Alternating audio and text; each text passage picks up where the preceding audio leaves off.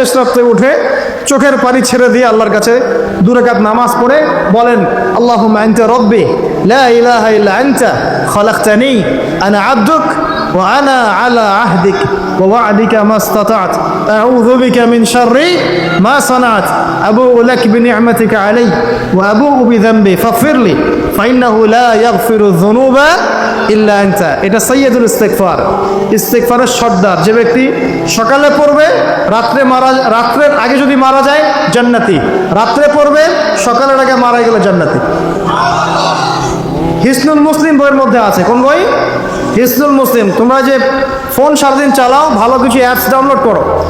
হিসনুল মুসলিম একটা অ্যাপসও আছে, ডাউনলোড করে দেখো, সব দোয়া কালামগুলো এখানে দেয়া আছে, আছে না? আচ্ছা, এটা যদি না পড়েন এতটুকু বলবেন, আস্তাগফিরুল্লাহাল্লাযী লা ইলাহা ইল্লা হুয়াল হাইয়ুল কাইয়্যুম ওয়া আতুবু ইলাইহি। চোখের পানি ছেড়ে দিয়ে পাপ থেকে তওবা করে ফিরে আসতে হবে। এটা কাজ নাম্বার 1। এটা কত নম্বর কাজ? 1 নম্বর কাজ। কারণ আমরা জানি না যে আমরা কে কতদিন বাঁচবো, জানি?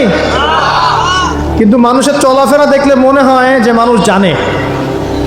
হ্যাঁ, যুবকদেরকে বলবেন যে দিন শিখতে আসছো না কেন? বলবে যে শেষ বয়সে শিখবো ইনশাআল্লাহ।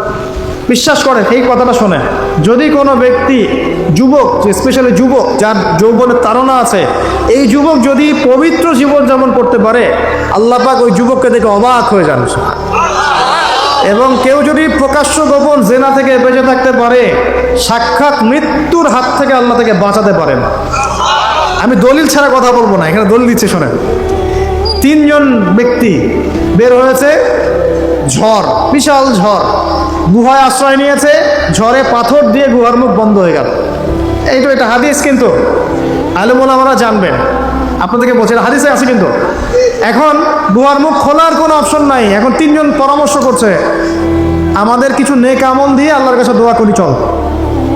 নেক আমল ওসিলা দিয়ে দোয়া করা যায়, নেক আমলের ওসিলা করে দোয়া করতে হয়, এটা একটা ভালো কাজ। সদকা করেছেন, এই ওসিলায় দোয়া করেন যে আল্লাহ আমি সদকা করেছি, আল্লাহ এই ওসিলা আমার রোগটা ভালো করে দাও, আমার মাকে শেফা দিয়ে দাও, ইত্যাদি ইত্যাদি। আর আমরা সদকা করলে আগে নাম লিখাই, অমুক সাহেব 5000, অমুক 1000, অমুক 200। আরে ভাই, সদকা করলাম তো আল্লাহর জন্য, মানুষকে জানানোর কি দরকার আছে? এই লৌকিকতা ত্যাগ করতে হবে না? নবীজি হাদিসে বলেছেন, দাজ্জালের ফিতনার চাইতেও আমি এই উম্মতের উপরে একটা ফিতনাকে নিয়ে ভয় করি, সেটা হলো রিয়া বা গোপন পাপ, গোপন শিরক। রিয়া বা গোপন শিরক মানে মানুষ অন্যকে দেখানোর জন্য আমল করি না আমরা এটা? যখন মৌসুম আসবে তখন বলবে যে আমরা মুসলিমদের সাথেই আছি, আপনার রায়টা আমার পক্ষে দিয়েন, ঠিক আছে? তখন মৌসুম শেষ, ভুলে যাবে মানুষ মানুষকে। শোনেন, একজন দোয়া করছে, আল্লাহ আমার বৃদ্ধ পিতামাতা ছিল, তাদেরকে দুধ পান না করে আমি দুধ পান করতাম না, আমার সন্তানদেরকেও পান করাতাম না, এই আমলটা আল্লাহ যদি তোমার কাছে কবুল হয়, আল্লাহ তুমি আজকে এই পাথরটা সরিয়ে দাও। পাথরটা একটু সরে গেল, সুবহানাল্লাহ। পাথর আল্লাহর হুকুম শোনে না? শোনে না? আগুন আল্লাহর হুকুম শোনে নাই? ইব্রাহিম আলাইহিস সালামকে ফেলা হচ্ছে, আল্লাহ পাক বললেন না, ইয়া নার কুনি বারদান ওয়া সালামান আলা ইব্রাহিম, আগুন ঠান্ডা হয়ে যায়নি? এই প্রকৃতি আল্লাহর কথা শোনে। 2টা মাখলুক আল্লাহর কথা খালি শোনে না। 2টা মাখলুক আছে আল্লাহর কথা শোনে না। 1 নম্বর হচ্ছে মানুষ, আর 2 নম্বর কি? জিন। আর এই জন্য এই 2 শ্রেণীর ব্যাপারে আল্লাহ বলেছেন, ওয়ালাকাদ যারানা লি জাহান্নামা কাসীরাম মিনাল জিন্নি ওয়াল ইনস, আমি জাহান্নাম পরিপূর্ণ করব প্রচুর মানুষ আর জিন দ্বারা। নাউযুবিল্লাহ। আগে মনে করতাম, যখন বয়সটা আরো কম ছিল, যে আল্লাহ পাক মানুষকে কিভাবে জাহান্নামে দিতে পারবেন, আল্লাহ পাক গফুর রহিম। এখন বুঝতে পারছি, পরিবেশ দেখে, এই বৈশ্বিক প্রেক্ষাপট দেখে, গবেষণা করে, পড়াশোনা করে, যে জাহান্নামে যাওয়ার উপযুক্ত যদি কোনো প্রাণী থেকে থাকে, সেটা হচ্ছে মানুষ।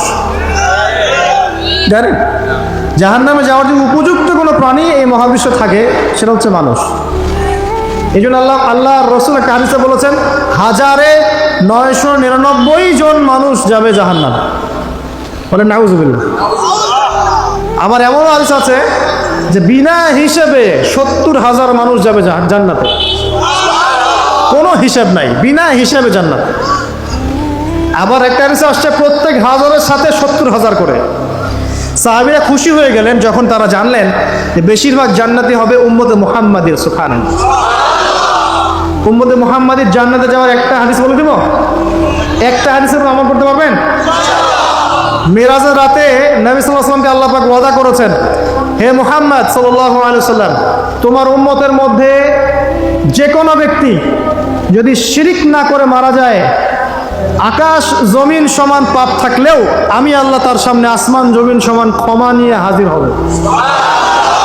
শিরিক না করে মারা গেলেই জান্নাতে যাবে ইনশাআল্লাহ। যদি সে চুরিও করে, জেনাও করে, ইনশাআল্লাহ আল্লাহ পাক হয়তো শাস্তি দিয়ে তাকে মাফ করে দিবেন। মৃত্যুর যন্ত্রণায় অনেক গুনাহ মাফ হয়ে যাবে ইনশাআল্লাহ। কবরের আযাবে অনেক পাপ মাফ হয়ে যাবে ইনশাআল্লাহ। আর হাসরের মাঠেও মানুষ দাঁড়ায় থাকবে 50,000 বছর, এই কষ্টেই অনেক গুনাহ মাফ হয়ে যাবে ইনশাআল্লাহ। আল্লাহ পাক তার রহমতের চাদরে ঢেকে নেবেন, ইনশাআল্লাহ গুনাহ মাফ হয়ে যাবে। শিরকের পাপে যাওয়া যাবে না, আল্লাহ তৌফিক দান করুন। আরেকজন ব্যক্তি বলছে, আল্লাহ, একজন কৃতদাস ছিল আমার, সেই কৃতদাস আমার কাছে কিছু টাকা পেত। কি পেত? তো সেই টাকা দিয়ে আমি গবাদি পশু কিনেছিলাম। এই গবাদি পশু অনেক বংশবৃদ্ধি হয়েছে। অনেক দিন পর সে এসে বলছে আমার টাকা দাও। তা আমি বলেছিলাম সব এই গবাদি পশু তোমার, সব নিয়ে যাও। সে বলছিল যে আমার সাথে ঠাট্টা মস্করা করছে না। তখন সেই ব্যক্তি বলছে, না ঠাট্টা করছি না, তোমার টাকা থেকে কিনেছিলাম, এর বংশবৃদ্ধি হয়েছে, সবই তোমার, তুমি নিয়ে যাও। তিনি বলছেন, আল্লাহ, এই দানটা যদি তোমার কাছে পছন্দ হয়ে থাকে, আল্লাহ আজকে এই মুখটা তুমি সরিয়ে দাও, পাথরটা সরিয়ে দাও। পাথর একটু সরে গেল। আরেকজন ব্যক্তি, যার কথা আমি আপনাকে বলছি, এই যে গোপন পাপ, জেনা, প্রিমিক্সিং, গার্লফ্রেন্ড বয়ফ্রেন্ড কালচার, এই সংস্কৃতির মধ্যে যারা আছেন তাদের জন্য এই লাইনটুকু। এই ব্যক্তি বলছেন, হে আল্লাহ, আমার একজন চাচাতো বোন ছিল। কে ছিল? কাজিন, চাচাতো বোন। সে খুবই সুন্দরী ছিল, মাশাআল্লাহ। আল্লাহ পাক মেয়েদেরকে চমৎকার সৌন্দর্য দিয়ে সৃষ্টি করেছেন, করেন নাই? যুজ্জিনা লিন-নাস হুব্বুশ শাহাওয়াতি মিনান নিসা। মেয়েদের মধ্যে পুরুষদের সবচেয়ে বেশি খায়েশাত আছে, মানে খায়েশ, প্রবৃত্তির তাড়না আছে, সৌন্দর্য আছে, চাওয়া। তো চাচাতো বোনকে আমি খুব ভালোবাসতাম এবং আমি তাকে পেতে চাইতাম। একদিন সে আমাকে শর্ত দিল, 100 স্বর্ণ মুদ্রা দিলে আমি রাজি। বুঝতে পারছেন কথা কি? ব্যাখ্যা করতে হবে। 100 স্বর্ণ মুদ্রা দিলে আমি রাজি আছি। ওই যে বলে, নিজের পায়ে দাঁড়াও, একটা চাকরি করো, তারপর আমি রাজি। বলেনি আপনাকে? একটু টাকা পয়সা আর্ন করো, তারপর আমি তোমারই। আর এই করতে করতে প্রত্যেক দিন আপনার কাছ থেকে মনে করেন প্রত্যেক ডেটে 1000-1200, 1000 2000 খাইতেই আছে। আর আপনি তো সৎকায় জারিয়া করতেছেন নাকি? এটা সৎকায় জারিয়া না গুনায় জারিয়া? তো এইবার এই ব্যক্তি প্রচন্ড পরিশ্রম করে 100 স্বর্ণ মুদ্রা জোগাড় করলো। বাপরে বাপ, কি একটা অবস্থা! তারপরে সে 100 স্বর্ণ মুদ্রা এনে এই চাচাতো বোনকে দিয়েছে, দিয়ে বলছে, এখন আমার সাথে তোমার যে চুক্তি সেটা পূরণ করতে হবে। সে সেক্সুয়াল যে রিলেশন সেটা করার প্রায় উপক্রম হয়েছে। সে তার কাছাকাছি সে বসে গেছে, একদম হাদিস আসছে সে বসে পড়েছে। ঠিক ওই সময় এই মেয়েটা বলছে, হে আল্লাহর বান্দা, আল্লাহকে ভয় করো, আমি এই সতীত্ব এখন পর্যন্ত নষ্ট করি নাই, আল্লাহকে ভয় করো, আমার সতীত্ব নষ্ট করো না। কে বলছে এটা? এই চাচাতো মেয়ে, চাচাতো বোন। এই ব্যক্তি বলছে, আল্লাহ, আমি শুধুমাত্র তোমার ভয়ে সেই দিন সেখান থেকে তাৎক্ষণিক উঠে গেছি, 100 স্বর্ণ মুদ্রাও আর ফেরত নেই নাই। তোমার কাছে যদি এই কাজটা কবুল হয়ে থাকে, আল্লাহ, আজকে এই সাক্ষাৎ মৌতের হাত থেকে আমাকে বাঁচাও। এই পাথরটা পুরোটাই সরে গেল, আলহামদুলিল্লাহ। আমি দলিল দিলাম আপনাকে যে দেখেন, যদি আপনি জেনা থেকে দূরে থাকতে পারেন, আল্লাহ পাক আপনার সব পাপ তো মাফ করে দিবে ইনশাআল্লাহ। আল্লাহ পাক আপনাকে সাক্ষাৎ মৌতের মতো বিপদ থেকে বাঁচাতে পারবেন ইনশাআল্লাহ। প্রিয় ভাইরা, তাহলে আমাদের প্রথম কাজ তওবা করে ফিরে আসা। দ্বিতীয় কাজ হচ্ছে একজন ব্যক্তিকে আদর্শ মেনে পুরো জীবনটা তার আদর্শ করে তোলা। উঠা বসা, চলা ফেরা, ঘুম, খাওয়া দাওয়া, এভরিথিং পারবেন। চেহারা, সুরত, চুল টুল সব কিছুই। দাড়ি থাকবে চেহারায়, গর্বের সাথে দাড়ি রাখবেন, গর্বের সাথে বুক ফুলিয়ে দাড়ি রাখবেন। তাকওয়ার লেবাস করবেন, পোশাক করবেন, ঠিক আছে। মোচ ছোট করে ফেলবেন, টাকনুর উপরে কাপড় উঠিয়ে ফেলবেন, ঠিক আছে। লেবাস, পোশাক, কথাবার্তা, আমল, আকীদা, আখলাক সব কিছু কার মতো হবে? রাসূলুল্লাহ সাল্লাল্লাহু আলাইহি ওয়াসাল্লামের সুন্নাত মোতাবেক। এটা আপনার 2 নম্বর কাজ। 3 নম্বর কাজ হচ্ছে পড়াশোনা করা, কি করা? দ্বীনি ইলম অর্জন করা। আগে সহজ বইগুলো পড়বেন, তারপর আস্তে আস্তে কঠিন বইয়ের দিকে যাবেন। এবং পড়াশোনার সময় ওলামায়ে কেরামের সাথে সম্পর্ক রাখবেন। একা একা পণ্ডিত হলে যাবেন না, তাহলে সমস্যা আছে। একা পণ্ডিত অনেক মানুষ এখন বলে যে আলেম ওলামাদের সাথে সম্পর্ক রাখার দরকার নাই, বইপত্র নিজে পড়বা, বুখারী মুসলিম তিরমিজি নাসাই আবু দাউদ মিশকাত সব নিজে পড়ে নিজেই ইস্তিহাদ করে মুস্তাহিদ হয়ে যাবে। এরকমও ফিতনা কিন্তু চলছিল আমাদের, এগুলো ভয়ঙ্কর ফিতনা। এবং এই কমিউনিটির মধ্যে আমি এমনও মানুষকে দেখেছি, সামনে শায়েক টাইটেল আছে, শায়েক বলেছে দাঁড়ান, একটা কোরআনের আয়াত তেলাওয়াত করতে 20টা ভুল করে ফেলছে। আবার স্টেজে উঠে বড় বড় মুফতি যারা, হানাফি ফিকহের বড় বড় মুফতি যারা, তাদেরকে চ্যালেঞ্জ করছে যে বাহাসে আসো, আমি বুকের বাড়া থাকলে আমার সামনে বাহাসে আসো। আমি বলি যে 2টা বছর মক্তবে পড়া উচিত। আগে 2 বছর আগে মক্তবে পড়ে কোরআন তেলাওয়াত শুদ্ধ করে আসা দরকার। বিশ্বাস করেন যে কোরআন তেলাওয়াতের এমন অনেক অনেক সূক্ষ্ম জায়গা আছে, ভুল হলে আপনার অর্থ চেঞ্জ হয়ে যাবে। এই যে আলহামদুলিল্লাহ বলছেন না, আলহামদুলিল্লাহি রাব্বিল আলামিন, আলহামদুর হায়ের মাখরাজ কোথায়? এটা গলা মাঝখানে না? আর যদি আপনি বলেন আলহামদুলিল্লাহ, আলহামদুলিল্লাহি রাব্বিল আলামিন, অর্থ পরিবর্তন হয়। আলহামদু, আলহামদু অর্থ হচ্ছে সমস্ত প্রশংসা লিল্লাহি, আল্লাহর জন্যে, রব্বিল আলামিন যে জগৎসমূহের যিনি প্রতিপালক, সমস্ত প্রশংসা বিশ্বজাহানের প্রতিপালক আল্লাহর জন্যে, আলহামদুলিল্লাহি রাব্বিল আলামিন স্পষ্ট করে করল। আর আপনি বলছেন আলহামদুলিল্লাহি রাব্বিল আলামিন, সমস্ত নিন্দা বিশ্বজাহানের প্রতিপালক আল্লাহর জন্য। একটা হায়ের কারণে চেঞ্জ হয়ে গেছে। পড়ছেন মনে করেন যে কুল ইয়া আইয়ুহাল কাফিরুন, হে কাফেররা, লা আ'বুদু মা তা'বুদুন, লা আ'বুদু মা তা'বুদুন। লা মানে না, এখানে আ'বুদু আমি ইবাদত করি, মা যার, তা'বুদুন তোমরা ইবাদত করো। বুঝতে পারছেন কি? Basic Arabic grammar. আমি তার ইবাদত করি না, যার ইবাদত তোমরা করো, কাফেরদেরকে বলছি আমরা। কিন্তু যদি আপনি এভাবে পড়েন কুল ইয়া আইয়ুহাল কাফিরুন লা আ'বুদু মা তা'বুদুন, অর্থ কি হবে জানেন? হে কাফেররা, আমি লা আ'বুদু, আমি অবশ্যই তার ইবাদত করি, যার ইবাদত তোমরা করো। কোরআন তেলাওয়াত কি এত সহজ? আলেম ওলামা ছাড়া, ওস্তাদ ছাড়া এমনি এমনি শিখতে পারবে? কোরআন তেলাওয়াতও করতে পারছে না, স্টেজে উঠে মানুষকে চ্যালেঞ্জ করছে, অমুক মুফতি, সব মুফতিকে ডাকো আমার সামনে বসাও, বুকের বাড়া থাকলে আমার সামনে বসাও। আর সামনে কিছু মানুষ বসে আবার সুবহানাল্লাহ পড়তেছে, ঠিকও বলতেছে। মানে কোন কমিউনিটি আর কোন শায়েখ তাহলে বুঝে ফেলো।